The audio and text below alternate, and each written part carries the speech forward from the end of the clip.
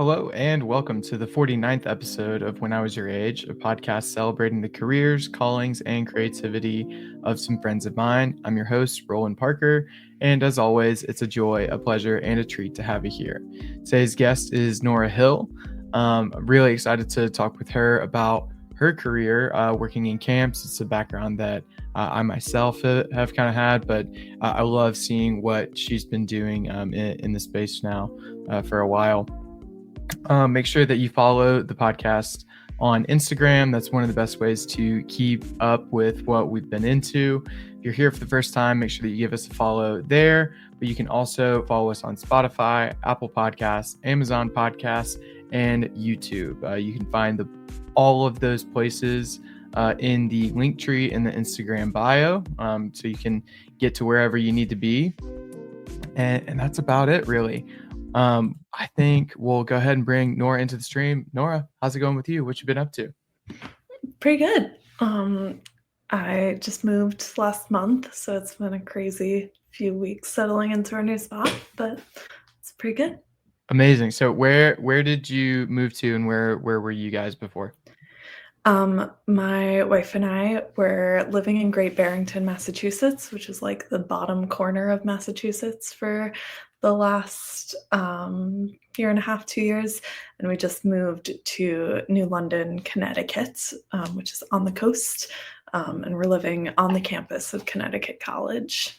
Very cool. That's awesome. My brother, he has been living and working as like a residential director at the college that he went to, and then so like that kind of life of living on campus, but not being a student like that. That's been something that I've kind of gotten exposed to from him. But it's a cool thing. Well, it's something that we talked about before we started recording was March Madness and brackets. You said you didn't make a basketball bracket, but you did find another bracket to participate in. So tell me about that. Yeah, I have a March Mammal Madness bracket, which is something Arizona State University, their like wildlife ecology department puts together every year, and like tons of like high school science teachers and like just people who are like animals all over the country participate. I started doing it a couple of years ago when one of my outdoor ed colleagues like introduced our whole house to it, and we all still do it. Like we have a text thread between a bunch of us where we're all dropping our brackets.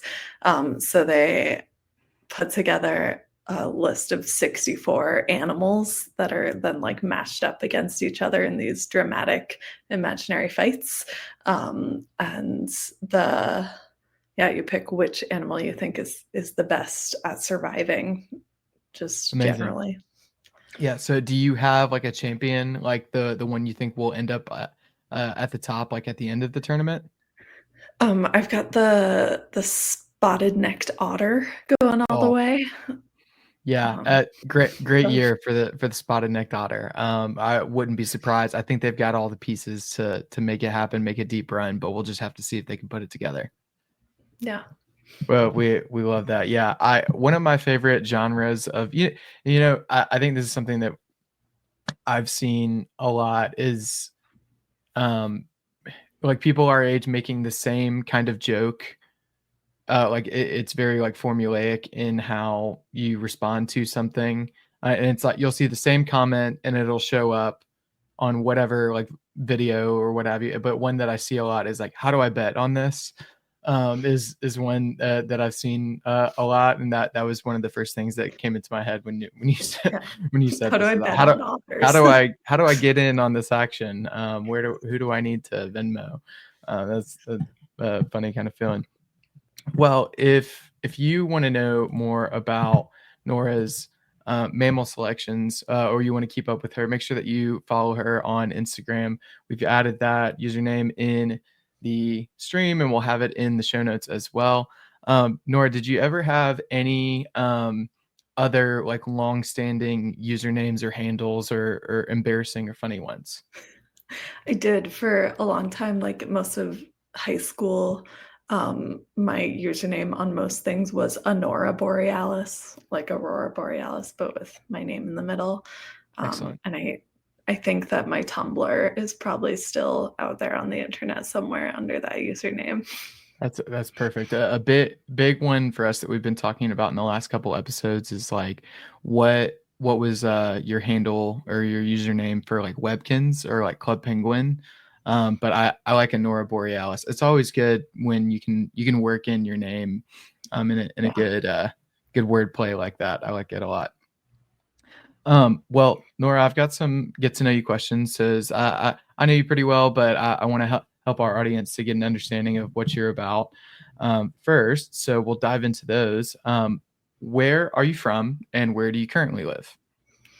I grew up in Boston, Massachusetts, actually within the city of Boston, which I always feel like I have to clarify because so many people say they're from Boston and they're not.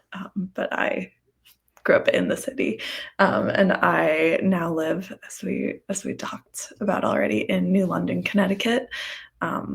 Because my wife works at Connecticut College now, which is, yeah, definitely kind of weird living on a college campus when I am not a college student and I don't work there. Yeah, that's great. I always kind of think of Atlanta is the big one for us of like people that you run into where like it's such a big metropolitan area that like people just throw it out and they like don't expect you to know of like, oh, like where at specifically, because there's like whole suburbs that like aren't even really Atlanta that you could describe to that. So that lots of like street cred, I would assume, with being like, no, I grew up Yeah. in Boston, and I mean it, and I'm not just saying the immediate suburbs surrounding. I grew up in Boston for real, for real. Yeah. What do you do? I I have two jobs basically. I, for most of the year, work for an organization called Outdoor Classroom that runs a bunch of residential outdoor education sites around New England. So my job is managing our curriculum. I'm like constantly evaluating it and getting feedback from teachers and from the students who come to us, and then trying to make our curriculum better and bigger. And then in the summer, and also I do a lot of off-season work for it, I'm the director of a summer camp in Western Massachusetts called Camp How. Amazing. Yeah, and something that we can relate to each other a lot on, just like kind of growing up in camps and spending a lot of time working there. So I'm excited to talk about that more. How old are you? I'm 29. Excellent. What piece of media are you currently diving into or enjoying? So, book, podcast, music, TV show. What's kind of occupying your free time in that way? My wife Kate and I have been watching through Buffy the Vampire Slayer and Angel, the spinoff, which both of which I watched as a like middle school teenager. I've watched through multiple times, but she never had. So we're watching together. And it's a lot of fun to watch something that I really love with her. Yeah. So, do you when you're watching it with Kate, are you like kind of nudging and be like, "This is important. This is you need to pay attention here."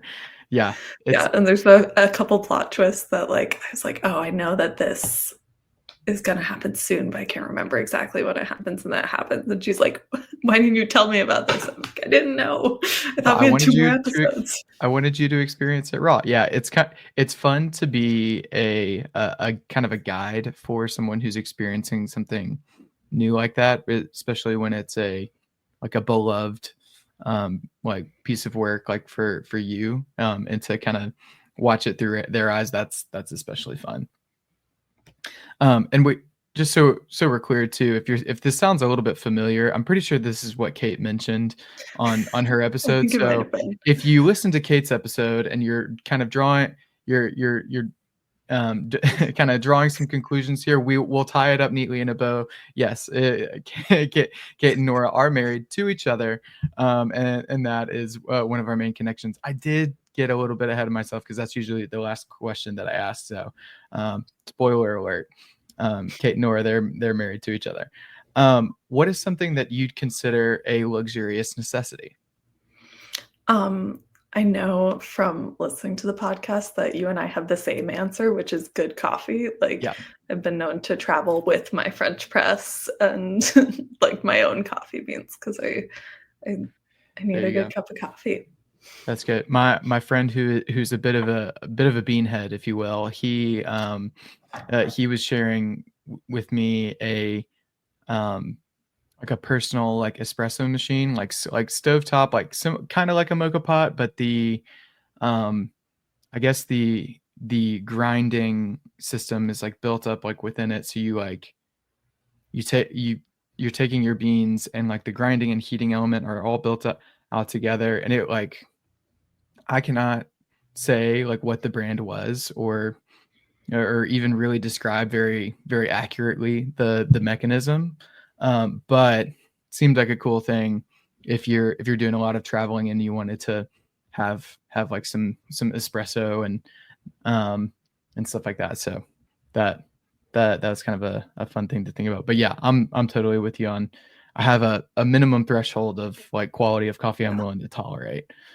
Um, do you have any bits that you're doing? I think Kate and I have a lot of bits around our dog, Billy. Like we'll have conversations where one of us is voicing Billy, and one recurring bit is that he's a fundamentalist Mormon, um, which we started when we both were reading this book about like the history of fundamentalist Mormons, which was really fascinating. And he like chewed on it a bit one day, and then we decided that he had absorbed the knowledge from chewing on the book and decided to become a fundamentalist Mormon.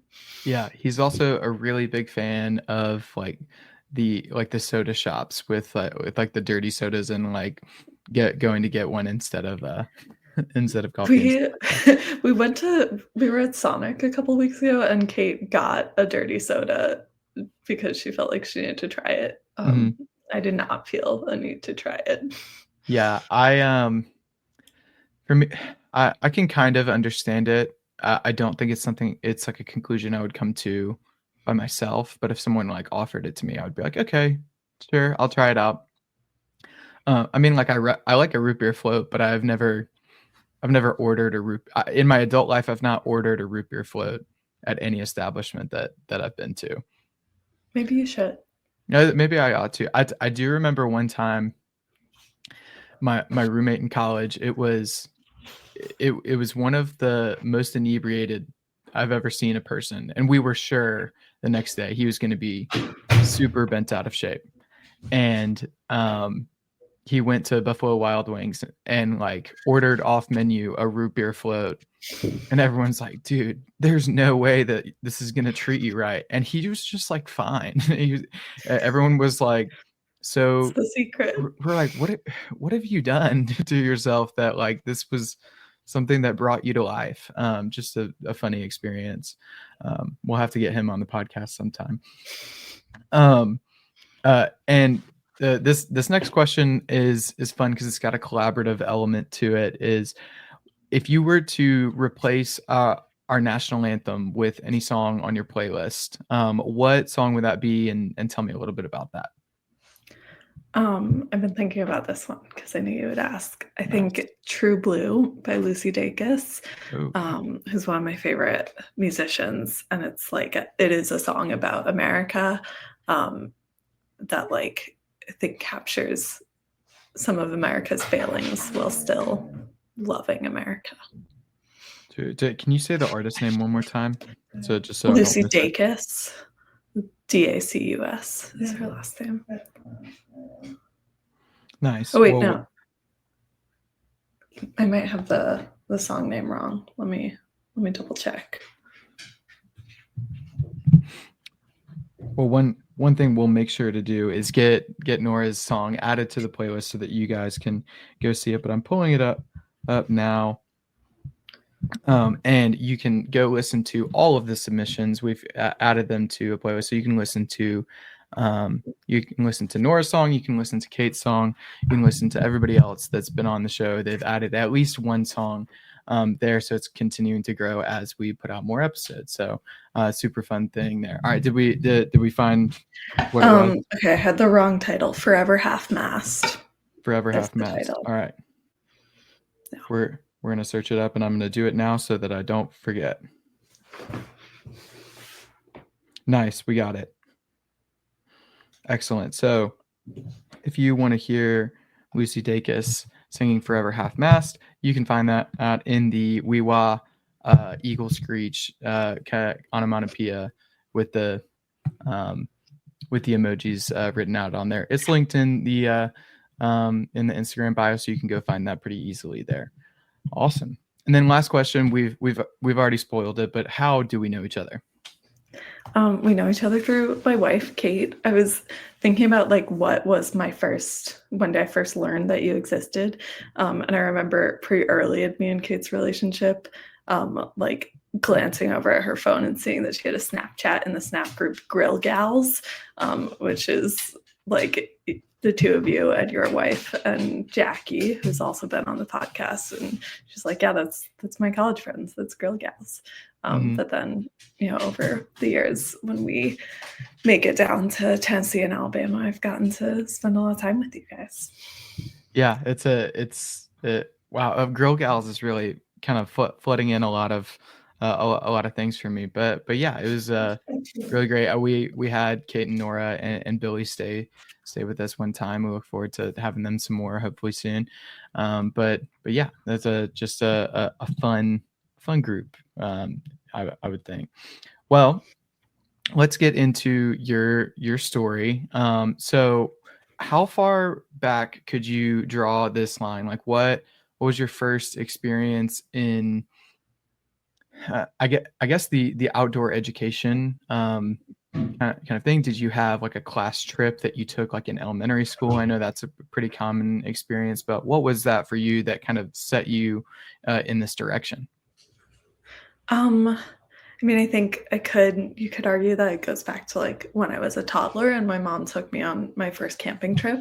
That was like a huge part of my childhood. Was every summer, like my mom and my aunt and my mom's best friend would take all of us kids camping together, and like really just built time in the outdoors and loving the outdoors into like who we were as people. And then the summer after 5th grade was when I went to summer camp for the first time, at the camp where I'm now the director. I have been just going back to the same place since I was 11 years old. And, my older brother had never really gone to overnight camp like that. It was just never something he was interested in. But one of my friends from school was like, hey, you got to come to camp with me this summer. And like something clicked pretty immediately for me. And I feel like most of my life since then has been figuring out how to keep going back to camp. Yeah, I have felt the same. I remember kind of distinctly the first moment that I had entertained like working there in the summer. Like I don't know how old you had to be to like work at camp for the first time, but for me it was like 14 or 15. And then like spending my summer there, doing that, I was like, oh wow, this is the best. I'm so like in love with like doing all of this. Like obviously I'd been there as a camper, but like kind of making that magic happen for kids, like the things that I had experienced was really great. Well, tell me about your transition from being a camper to working on staff, because that's got to be a pretty interesting time in your life. Let's talk about that. Yeah, so my camp, when you were 15 or 16, you could be a counselor in training. So I did that, and like me and my whole group of camp friends were CITs together for 2 summers. And then like a whole bunch of us were all then on staff together for the first time the summer I was 18. And that was like the summer I had just graduated from high school and was about to go off to college, and like was just, I think exactly what you said, that transition to like making that magic happen for the next generation of campers was so cool. And then it's been like really special as I've continued working there at the same place for so many years now to like see other people through that transition. Like there are people on staff now who were my campers in my cabin like that first summer that I was a counselor. And just like that cycle of this really great community being shaped by people over and over. It's pretty amazing. Yeah, it is really special. Well, tell me about you mentioned kind of the friends that you grew up going to camp with that also kind of came up with you from like a staffing perspective. For me, I kind of had like my cohort of people that I like kind of sort of knew from being a camper, but then it was really solidified and kind of galvanized like when I was working on staff with them. And as we got older through that, it's really formative. But tell me about that for you. Did you have friends like that where when you were going up and learning how to be responsible and all that kind of stuff, you were just kind of really solidifying yourself in each other's lives? Yeah, like definitely there. I think a lot of my closest friends just in life in general are camp friends. Um, I have two really close friends who we all were campers together, and then we were counselors in training together, and then like those first couple of years on staff together. And we now all three of us like live in very different parts of the country and like do completely different things. But one of the kind of like constants in life is that every year, right around Thanksgiving, when they're both back in New England, the three of us like get together and have dinner. And it's, kind of there's a tweet I've seen that's like, I have no idea what my best friend does, but I know that they're great at it.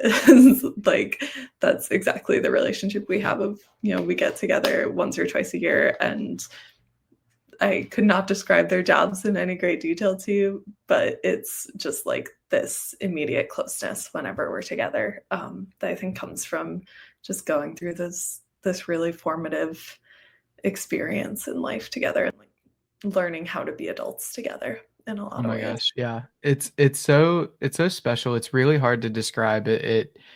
Um it's those people really for me have like a special part of who I am. Like they were learning about me as I was learning about myself. And it was so cool to kind of seeing them blossom like alongside like when it was happening for me. And I'm sure that people have similar experiences across all different kinds of places and environments, but that is the thing that's like resonated with me like so heavily. It's had such a long-term impact on who I am. um but yeah, it's cool to like spot like a camp person and be like, oh, so is Yeah. it like these things you've had to plunge a toilet at 3 a.m. Like kind of thing. So that's kind of fun. Well, tell me that and about this too, because this is something that I experienced. Was you get to a certain point where a lot of your cohort, the people that you grew up going to camp with and worked with when you were younger, they start to not come back in the summer as much, and you're sticking around. Tell me about that. Was that hard to handle? Yeah, definitely. And I feel like I've been working at camp for 11 years now, so I feel like I've gone through a couple waves of like different people that I was really close with and still am close with leaving camp and moving on to different things. And I remember like so my third summer working at camp was the first year that none of the other people that I had been a CIT with were there. And I remember feeling really sad for parts of that summer and like, is it still gonna be good? Like going in, I was like, is it gonna be good? Am I gonna have a good time?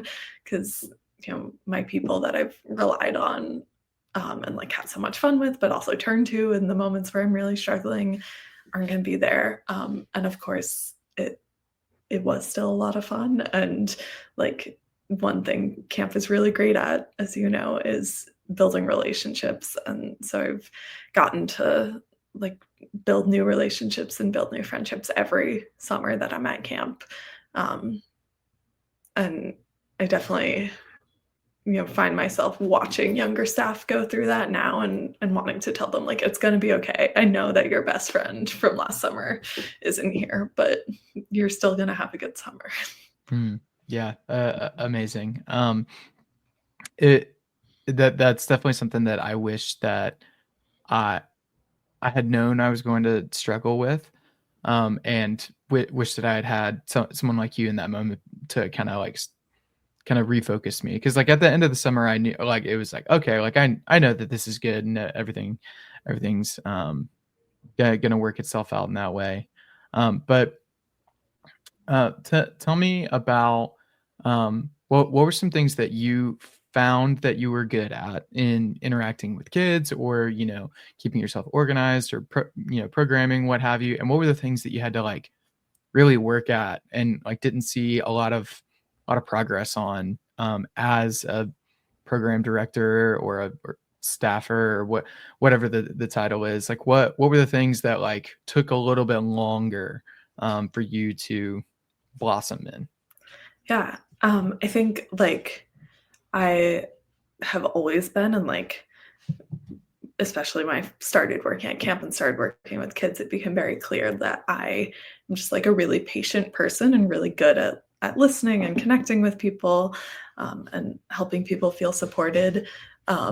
And I have never been good. I've gotten better, but still like does not come naturally to me at like being in front of a crowd and being the like loud, enthusiastic, engaging voice. And that's definitely something that I felt a lot at different points in my career have felt kind of imposter syndrome about, because like the classic camp counselor, camp director is like big and loud and goofy, and that is just not my personality at all. So I've had to kind of work out, and have had some great mentors in this, and people I've worked with, just work out like how to be engaging and in front of a crowd in a way that feels authentic to me, and where I'm not faking it, but I'm kind of being my own version of that. Excellent. Yeah, no, that's really great that you say that. It, had similar kind of experience, and I remember you've probably done a version of this, but do you know like the echoes skit? It's usually like a campfire thing that that getting people to shout things out, and you have staff like split kind of all over, and they're saying the word that the person who's presenting. I was kind of thrust into this like my second year, and I like thought of it as thought of it as something that was especially reserved for this person who'd been doing it for as long as I could remember. And so like stepping into that kind of role, I was like, I don't know if I have like the stage presence to like make this happen. But it's something that I will always kind of think of myself as being able to do now. But I didn't start out that way. Yeah. And it was a cool thing to kind of from the outside of myself almost like watch myself grow in. Well, tell me about your current role, just like day to day. What are the responsibilities? What are the buckets that you're handling? And tell me about, I think after that, how did you how did you kind of come to grips with the fact that you were going to be working at camp in this capacity rather than the things that you'd been doing before? Yeah, so as our camp director, I like during the summer day to day, like I'm the boss. I run everything on camp during the summer. We have an executive director who um, is like the big boss, and she handles a lot more of the kind of behind the scenes. She does payroll. She like makes sure we have all our permits, and deals with, the food company, and pays our bills and all that stuff. But she is not always on site during the summer, so I'm really the one running things day to day, which looks like a lot of different things, as I'm sure you can imagine from your time at camp. So it's um, training staff at the beginning of the summer, working with the leadership team to like help them learn how to be supervisors and how to manage staff, overseeing all of the like scheduling and who's assigned to what cabin, and stepping in when there's larger behavioral issues or like big camper conflicts. A lot of the times where like someone has to call home, it's me calling and talking to the parents. If we have a staff member who's really not doing their job well, or who breaks one of the big rules, I'm the one who has to come in and talk to them about that. And definitely something, as I kind of moved up through the ranks, like I was a counselor for several summers, and then I was a unit head, and then I was running our CIT program for a couple of summers, and then I was the assistant director for a couple of summers, and kind of all through that. And especially once I hit the point where I was like, okay, like I want to be a director next summer, like this is the role I want to be in. Something that was hard to come to terms with was that like in each of those steps I was getting less time with kids, which is like what I love about camp. I love what camp does for kids, and I love getting to just hang out with kids. And so something I try to be really intentional about is like building in time to just hang out with kids who haven't done anything wrong and aren't really struggling at camp, like, because those are the kids I see the most of, just like going and playing with a cabin of kids during the day is a really important thing for me to do. Yeah, definitely. You gotta step into whatever the game is. You gotta make some time to go make it happen, be a part of the silliness and fun. And but it can be tough when like that's happening, like the free play and whatever, when you're needing to go like switch a bunch of laundry over or like set up the field game or something like that. But yeah, no, I totally totally feel that there. Was there an aspect of that specifically, like with your current responsibilities, that you had to pause, maybe ask for some advice from a mentor, or just do some learning and growing? Because it's different capacity, different way of relating to the staff, different way of relating to campers, like you mentioned. But what was something that you had to work on a little bit? I think like the two biggest things that I have had to work on and am still learning is like shifting from like how do I be a great support for campers as a counselor to how can I be a great supervisor for young adults. And it's a very different relationship. I think being someone's supervisor at camp is very different from being their supervisor in like an office job somewhere, because it is this really close community. And I have a lot of staff working for me who were my campers once, so there's that pre-existing relationship.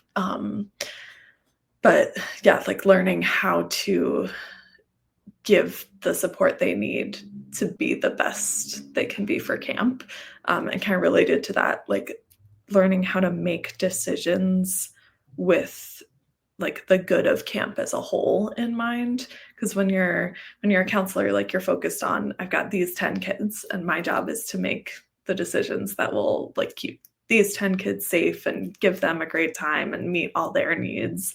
But I've got this director, I've got like 120 kids and 45 staff, and like the reputation of camp and all the parents who are going to call me if something goes wrong.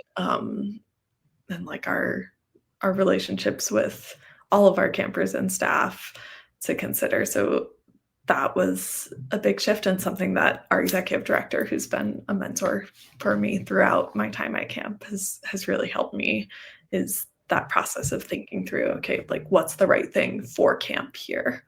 Yeah. Even if it doesn't feel like the right thing for one individual. Yeah, definitely. Kind of in tune with that. And if you feel free to plead the fifth on this, but were there things that like you felt like weren't a big deal when you were a counselor, that you're stepping into a more of an admin kind of position and being the shield from legal action in that way? Were there things where you're like, looking back on it, probably wasn't the best move to fill in the blank? Were there things where you're like, okay, if I were to go back in time, knowing what I know now, I probably wouldn't be doing it? Because I think about this frequently. I'll give you an example. When I was a camper, the slip and slide that we went on, it was like just like thinner kind of like plastic.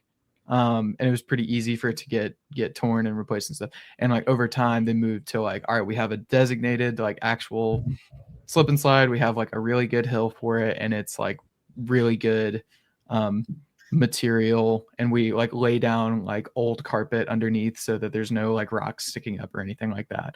But were there like improvements that were just like objectively like, oh, this is so much better and so much safer? I'd love to hear about something like that.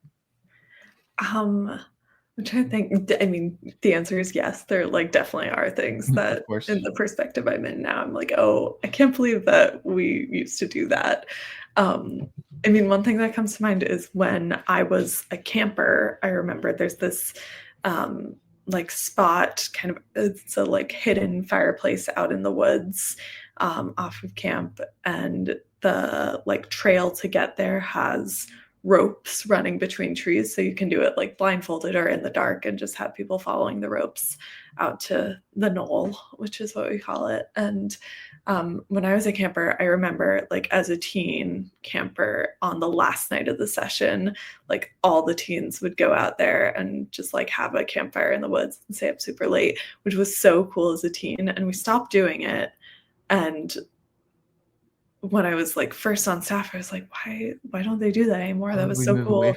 from that? And like now I can definitely see like it would feel kind of crazy to me to send all like 60 of our teen campers Yeah. with a couple of staff out into the woods in the dark in an area with like not very well defined borders and like lots of easy shadows to sneak off into, and also an area where we've had a lot of bear activity the last several summers. Like, Yeah. I don't know why we were doing like that. It's crazy that we ever did it. Yeah, But no, that I can totally relate to that. Like there were some things where you feel like they are pretty ingrained into what camp is or what camp should be. Like this is just like a part of our culture, but it's kind of a unique thing to get to watch like the place and the program and camp kind of growing as you are into new roles, into new skills and abilities, and you're also kind of identifying like, all right, this seems to be a pain point, even if it's how we've always done it. Kind of you can make those changes over time. And anything silly or harmless that you could point to and say like, yeah, this should never change. We should always do this. It's like the Costco like $1.50 hot dog. Like you can pry the $1.50 hot dog from my cold dead hands. What is there something like that? Because that those are some of the intangibles for me that make up what is so yeah, special about a summer camp. this our head nurse hates that this is my $1.50 hot dog. But and like every nurse who has ever worked at our camp hates this activity. But one of our deeply held traditions is capture the mattress, which is capture the flag, except that the flag is a mattress. And like it is most commonly played on a day when it is raining hard but not thundering. So we just like cancel whatever the morning's activities were and have camp wide capture the mattress in the pouring rain, which is, of course, like when we see the most like scraped knees and twisted ankles and all sorts of injuries that come from running and like running carrying a mattress with people chasing you in the rain. But I'm over my Yeah. dead body are we Yeah, I'm with you on that one. I would you couldn't get that out of me in a torture chamber. Yeah, that one that one's staying forever. I could feel that. Um no, it's so funny to kind of seeing those things change. Did you ever see a tradition kind of uh become concrete in real time? Um as there were things that I either my coworkers like did, or even things that I did that I found myself like coming back to, and I was like, oh wow, this is like still around. Were there things that you did, or someone that you worked closely with did that like somehow stuck and you're like, this is cool that we were a part of that? Yeah, like so many. I once heard someone, like a camp person, talking about camp in general, say that like there's no one who is more insistent on tradition than someone who's at camp for their second year, um, because like you go to camp for the first time, you love it, and then the next year, like, okay, this is how we always do things. The one time that you've done it, Yeah. um, and so I think like that's a cool thing about camp is that like there are traditions that get really deeply rooted and stick around for decades. But then also, it only really takes like a year or two to create a new deeply rooted tradition. And Yeah. like after 2 years, half your campers are like, yeah, this is how we've always done it every single year that I've been here. Um, one like one specific thing that I can think of that I did is we at the end of every session, we do like a closing ceremony, and we like that morning staff vote on their peers, like on fellow staff, to pick like who will be the fire bringers for the closing ceremony and light the closing ceremony fire. And it's a like the you vote for the people who the person who you think like has really given it their all their that session and been working really hard and growing and just being an awesome counselor, or whatever their role at camp is. And so then the two people who get the most votes are the fire bringers. And like several summers ago, one Friday morning, it was like my job to get collect all the firebringer votes, and I like had some time to kill. Was like feeling creative, so took this glass jar and like took colored construction paper and made flames going around it, and I was like, I'm gonna collect the firebringer votes in this, and I'm gonna do it right now, and in like 3 years everyone's gonna be like, that's the sacred firebringer jar that we always have to use. And it like is still what we use every end of session to collect the firebringer votes. And it was just like a thing I did because I was feeling silly one morning. Yeah, that's brilliant. It's so fun how things like that stick, and it's trying to explain it to someone outside of that environment. They're like, "Oh no, that sounds like really sweet," and it's like, "No, no, no, you don't really get it. Like Yeah. you don't know how crucial this is to the whole experience." But that's one of the many things that makes it so special, for the kids, for the staff, and um, for the immortality of it all. It's such a cool thing.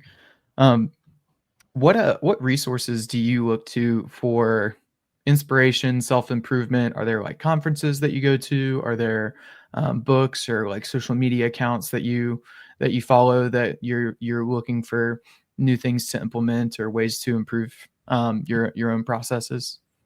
Yeah, definitely. I last week I was at the American Camp Association's Tri-State Conference in Atlantic City, which is the world's largest gathering of camp professionals every year. It's like 3,000 people from camps, mostly across the Northeast. So that was a really cool. I've been to a couple other camp conferences like that, and so cool to just like be with that many people who are excited about camp and go to all these sessions. And like I got to be there with several members of my leadership team, and so that was cool too, to like just see what they were getting out of it.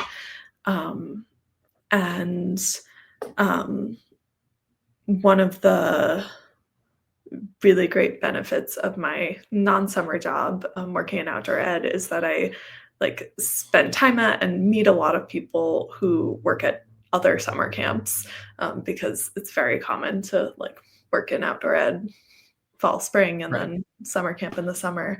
And so that's been a really great resource for me too over the last several years, just to like know all these people who work at all these different camps and be able to talk to them about, like, okay, how are you handling this at your camp? Um, yeah, things like that.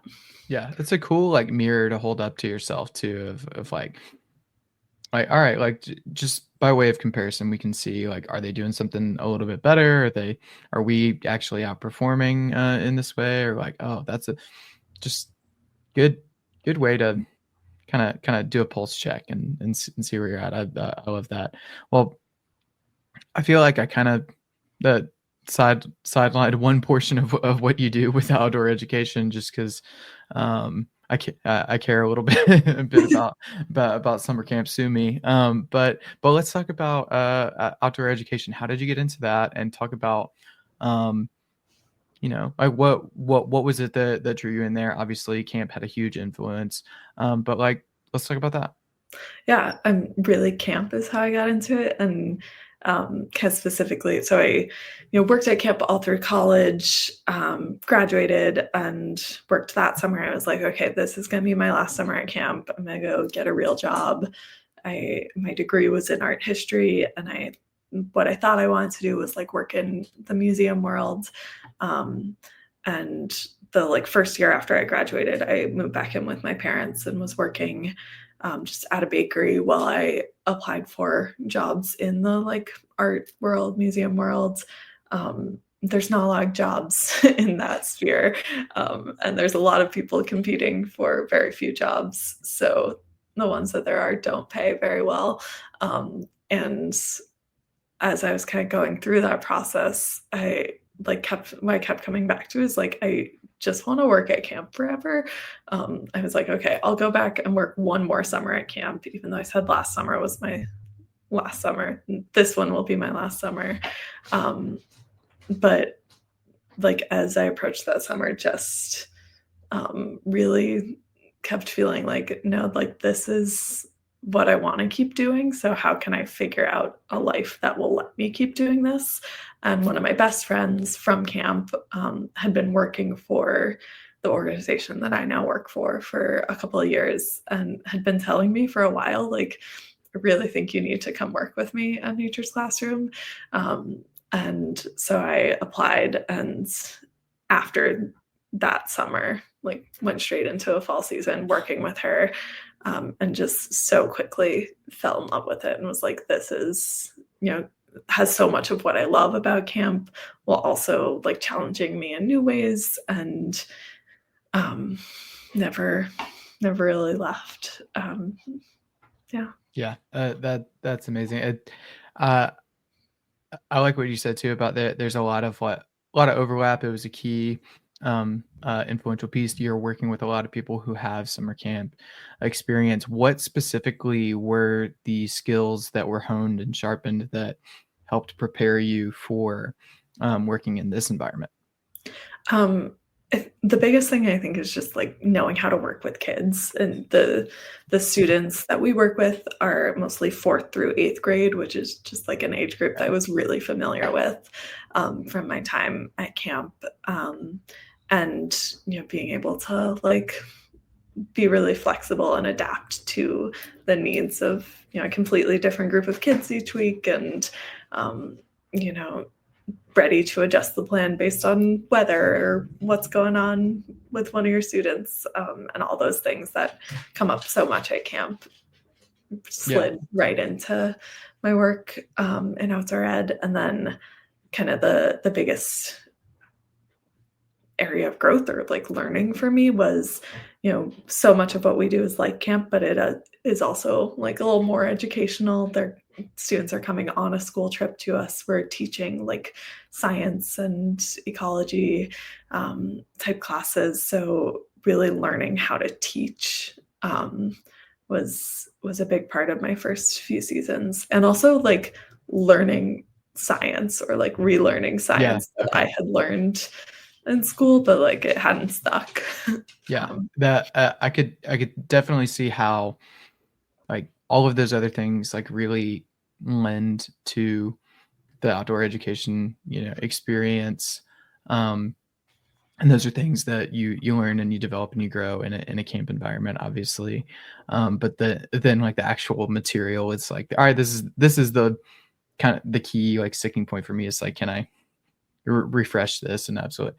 Well, kind of going the opposite direction, has it anything that you've been working on in nature's classroom that has informed your the way that you carry yourself in camp? Because I think there's always something that you can learn and take and apply to in almost any direction. So I'm wondering about how has that impacted the way that you run things at camp. yeah, there's a lot of things that go in both directions. I think definitely um, like the kind of the content knowledge and the teaching knowledge that I've gotten from my outdoor ed work has helped me to just be more intentional in a lot of camp activities and think about like, okay, like yes, we're just out here having fun, which is the goal of camp, but like how can we also make this like a team building challenge? How are we like helping campers build social skills and really learn about how to move through the world by bringing that intentionality, which is something that like camp already has a lot of, but the for me, I've gained a lot more skills with that, and I have gained so much nature knowledge from my Yeah. outdoor ed work that I bring into camp,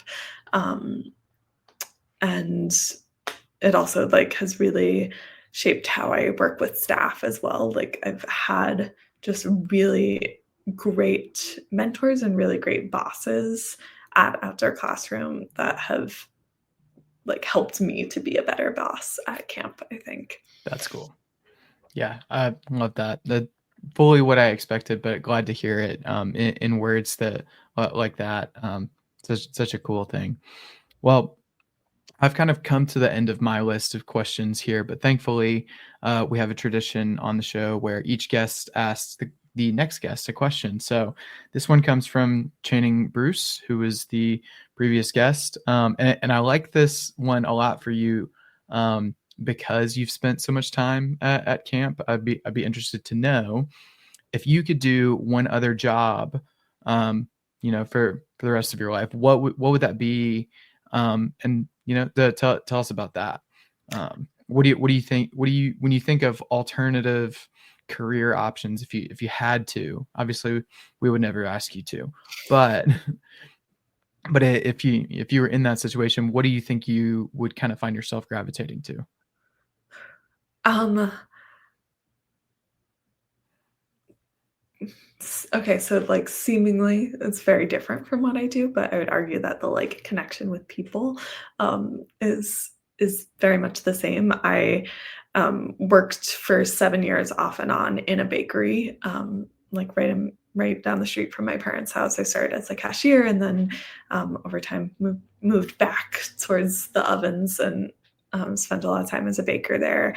And I like just really loved that work, and I think if I had to, I could do that for Mm, the rest of my life, and I loved like how, it's a small locally owned place, really like a center of community in a lot of ways. So when I was working there, I was really like tuned into what was going on in my community and talking to people all the time.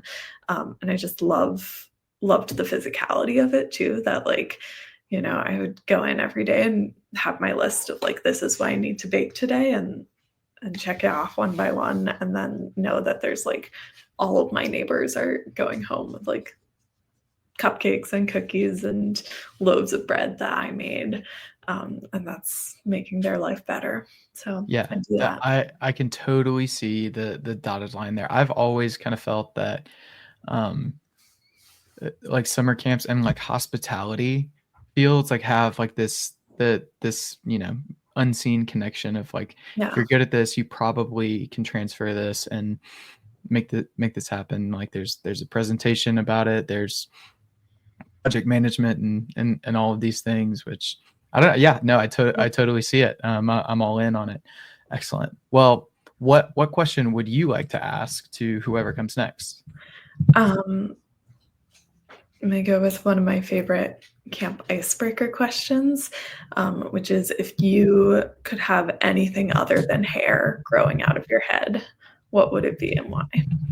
Oh man.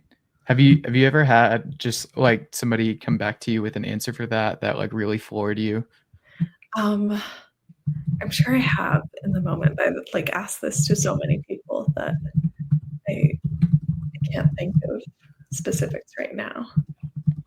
That's good. I like that one.